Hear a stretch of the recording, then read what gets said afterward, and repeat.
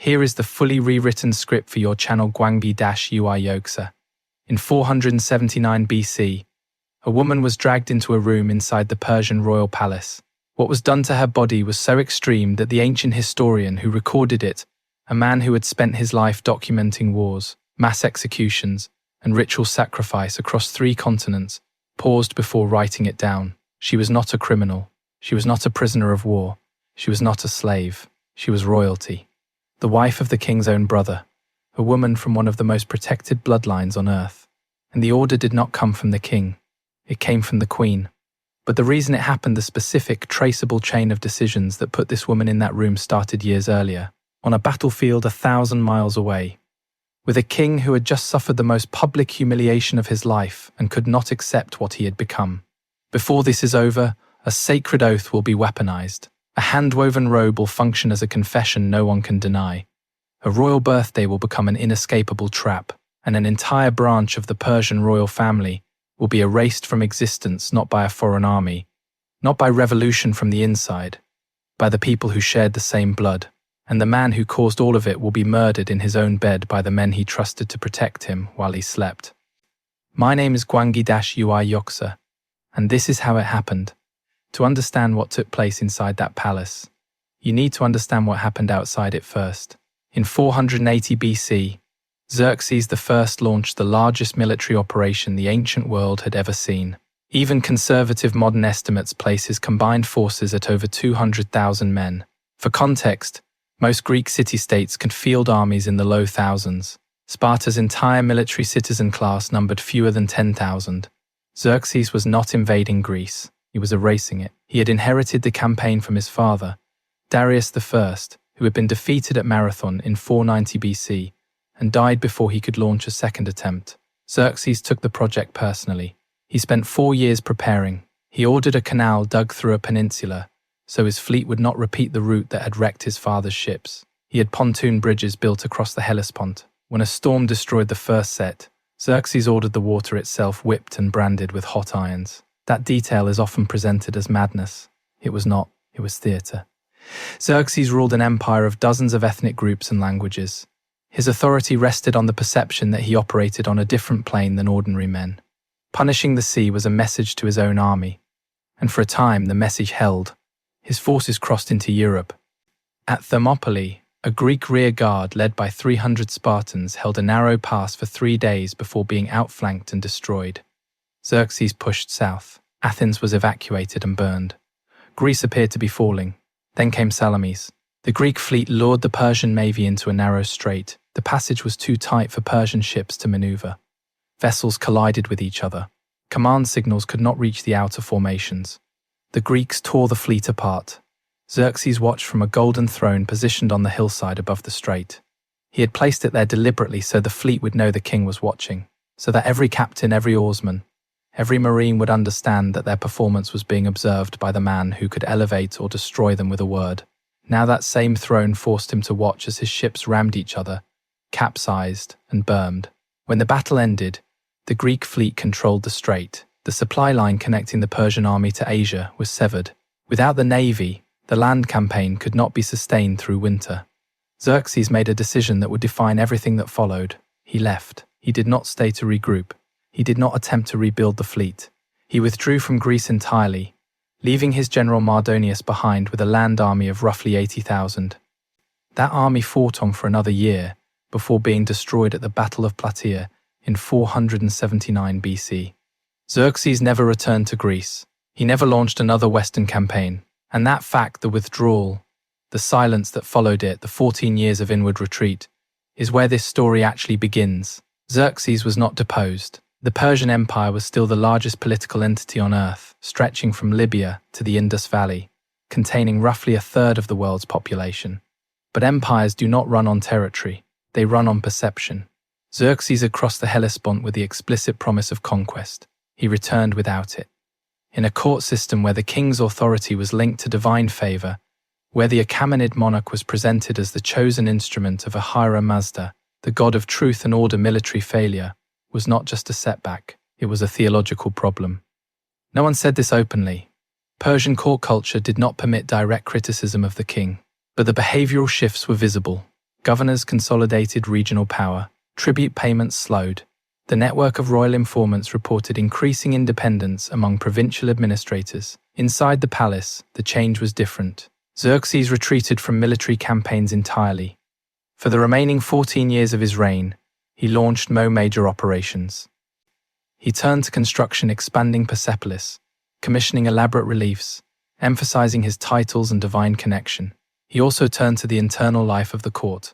A king who has lost the external stage often tries to reclaim authority on the internal one.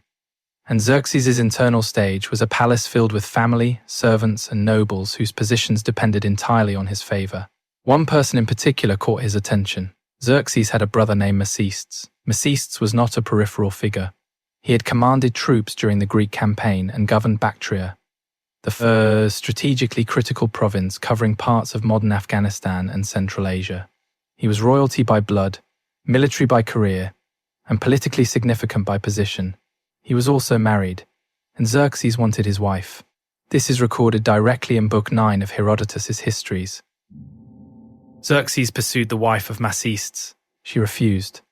The king of the Achaemenid Empire, the man who controlled the largest army, the largest treasury, the largest administrative network in the world, and this woman, whose name Herodotus does not even record, said no. Xerxes did not force the issue. Not out of moral hesitation, Herodotus gives no indication that ethics played any part. The reason was strategic. Macestes had troops. He had regional authority. He had the loyalty of one of the most militarily capable provinces in the empire. Taking his wife by force would be an act of aggression against Macestes himself, and that would create a problem Xerxes could not afford. Not after Greece, not with the court already watching. So the king changed strategy. He would not go directly at what he wanted. He would rearrange the board until what he wanted was within reach. The tool he used was marriage. He arranged for his eldest son, Crown Prince Darius, to marry Macestes' daughter, a woman named Artaint. Royal families in the ancient Near East married within themselves routinely. The Achaemenid dynasty practiced endogamy, keeping bloodlines, wealth, and alliances consolidated within the ruling house. No one would have questioned the match. It looked like standard dynastic maintenance. But the purpose was not consolidation. The purpose was proximity. By marrying Artaint into the crown prince's household, Xerxes brought Macestes' entire family physically closer to the royal court, closer to the palace, closer to him. The original target, the mother, was now accessible through the social obligations that came with having a daughter in the king's household. Family visits, court ceremonies, seasonal relocations between Susa and Persepolis. Xerxes had engineered a reason for her to be near him without anyone suspecting his motives. But proximity has a way of rearranging intentions. The access Xerxes had created produced an outcome he had not planned for. His fixation shifted. From the mother to the daughter. From Macestes' wife to Artaint, the woman who had just married his own son. Herodotus does not narrate a seduction. He records the results. Xerxes and Artaint began an affair. His son's wife, his brother's daughter, his daughter-in-law. Every one of those relationships carried its own category of violation: familial, political, dynastic. And unlike her mother, Artaint did not refuse. Why? The honest answer is we do not know. Herodotus does not give her an interior voice. She may have desired the king. She may have feared him. She may have seen an opportunity. In a court where a woman's security depended entirely on male favor, proximity to the most powerful man alive was not a sentimental decision. It was a survival calculation. Or she may have had no real choice at all. The record does not tell us. What the record tells us is that the affair continued in secrecy. Over a period Herodotus does not specify. The court either did not notice or chose not to see. In palaces where the wrong observation could end a life, strategic blindness was a professional skill. But secrecy requires discipline. And Xerxes was not disciplined. He made a promise he could not take back. During one of their encounters, Xerxes swore a royal oath to Artaint. She could ask for anything she wanted and he would grant it. In the Achaemenid system, royal oaths carried religious authority. They invoked Ahura Mazda, the supreme deity whose favor legitimized the king's rule. Breaking such an oath was not embarrassing. It was an act of cosmic disorder. It undermined the very framework that made the king the king the king. Xerxes made the oath expecting a manageable request: gold, jewelry, an estate. Artaint asked for the robe he was wearing. This was a specific, identifiable garment handwoven by Queen Amstress as a personal gift to the king. The court knew this. When Xerxes wore it, it communicated a message visible to everyone. The queen made this for me. We are united. If our taint wore it, every layer of that message inverted. The queen's own creation on another woman's body. No room for interpretation. No possibility of denial. The robe was a confession sewn into silk. Xerxes understood immediately. He tried to undo it. He offered Artain's cities real, revenue-generating cities she could govern. He offered unlimited gold. Herodotus records that he offered her an army under her personal command. Artain refused everything. She wanted the robe, only the robe. There are two readings of this moment.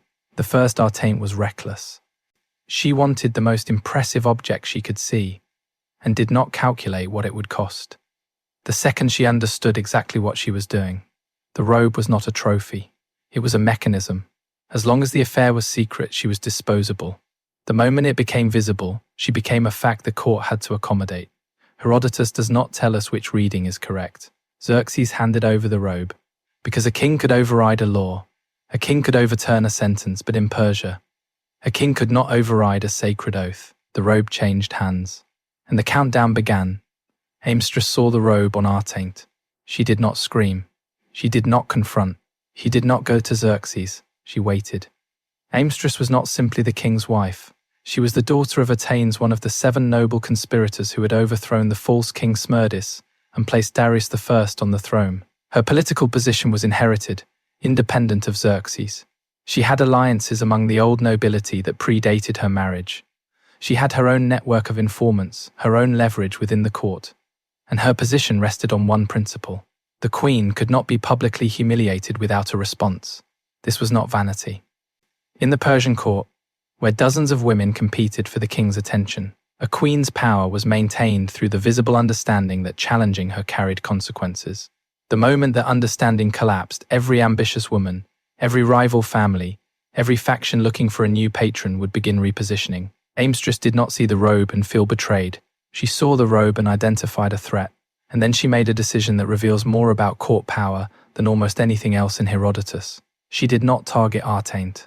She targeted Artain's mother, the wife of Macestes. Herodotus says Amstress believed the mother had orchestrated the affair, that she had pushed Artain toward the king to elevate their branch of the family. Whether Amstress genuinely believed this or simply found it useful to believe whether this was suspicion or justification, the record cannot tell us. What the record tells us is that she did not act immediately. She did not act impulsively. She looked at the calendar, and she waited for one specific day. Once a year, on the king's birthday, Persian custom required the king to grant any request made during the royal feast. This was not optional. It was embedded in the ritual structure of the monarchy. Refusing a birthday request, especially one made by the queen, before the assembled court would be a visible violation of tradition severe enough to undermine the king's own legitimacy. Amstress had waited for this day. During the feast, before the nobles, the priests, the military commanders, the provincial governors, she made her request. She asked for the wife of Macestes to be handed over to her. Everyone in that room understood what that meant. Xerxes understood what it meant. He tried to stop it. He pleaded with Amstress, privately pulling her aside during the feast, trying to redirect her request, offering alternatives, other gifts, other satisfactions, other forms of recognition. Amstress held. She had chosen her request. She had chosen her timing. She had chosen her audience. She was not negotiating. Xerxes then left the feast and went to Macestes directly. Without explaining the affair, without revealing the queen's plan, without disclosing any of the actual danger, he urged his brother to divorce his wife, to let her go voluntarily. He offered to arrange a new marriage, a better one. He offered his own daughter as a replacement wife for Macestes. Think about what that means. The king of the Persian Empire was offering his own child to his brother as a substitute, trying to remove the target before the weapon could land, and he could not explain why. Macestes refused. He had no idea what was happening. No one had told him about the affair, the robe, or the queen's plan. He loved his wife. He saw no reason to abandon her on the vague, inexplicable urging of a brother who would not give a straight answer.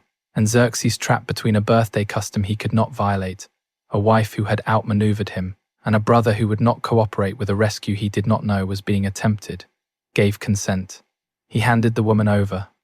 The man who commanded the largest empire in human history had been maneuvered into granting permission for something he actively did not want to happen.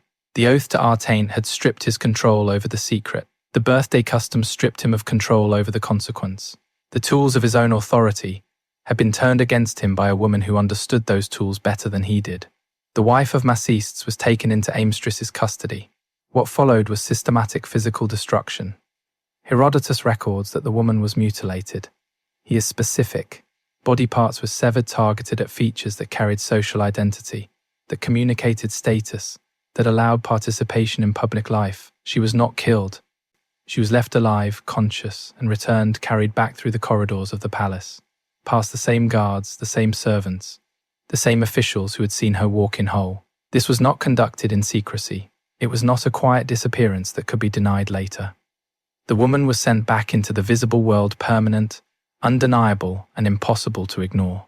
Because the purpose was not only to destroy one woman, the purpose was to install a message in the mind of every person who saw her, every noble woman considering her own ambitions, every rival family weighing its options, every faction looking for a crack in the queen's authority. The message did not need to be spoken. It was written on a human body. This is what happens. The wife of Maciste had not conducted the affair. She had rejected Xerxes when he approached her. By every indication in the historical record, she had done nothing to invite what was done to her. The target was chosen not for guilt. The target was chosen for maximum visibility. When Maciste saw what had been done to his wife, his response was immediate. He did not petition the king.